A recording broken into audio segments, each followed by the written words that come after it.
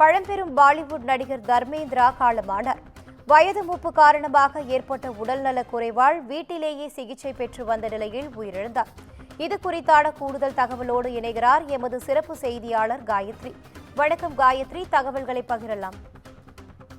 வணக்கம். தற்பொழுது ஒரு செய்தியானது வெளியாகி இருக்கிறது. அதன்படி பழம்பெரும் பாலிவுட் நடிகர் தர்மேந்திரா காலமாகி இருப்பதாக தகவலானது வெளியாகி இருக்கிறது. குறிப்பாக வயது மூப்பு காரணமாக அவர் உயிரிழந்துள்ளதாக தெரிவிக்கப்பட்டிருக்கிறது. சுமார் 60 ஆண்டு காலம் சினிமா துறையில் அவர் படங்களை நடித்திருக்கிறார் என்றும் 300க்கும் மேற்பட்ட திரைப்படங்களில் அவர் நடித்திருக்கிறார் என்பது குறிப்பிடத்தக்கது. இந்நிலையில் அவரது மனைவியும் பிரபல நடிகை ஹேமமாலினி ஆவார். அது மட்டுமின்றி அவருக்கு 6 பிள்ளைகள் இருக்கிறார். அவர்களுடைய 6 பிள்ளைகளுடன் மும்பையில் உள்ள வீட்டில் அவர் வசித்து வந்திருந்தார்.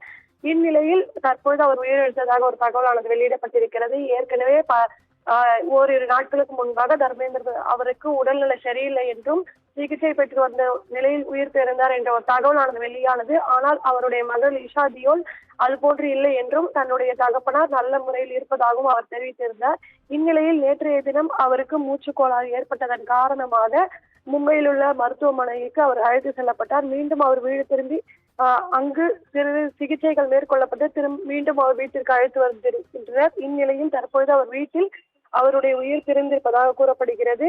மேலும் தர்மேந்திர பிரதான் அவர்கள் வயதான நிலையிலும் தொடர்ந்து சமூக ஊடகங்களிலும் தொடர்ந்து செயல்பட்டு வந்திருக்கிறார்.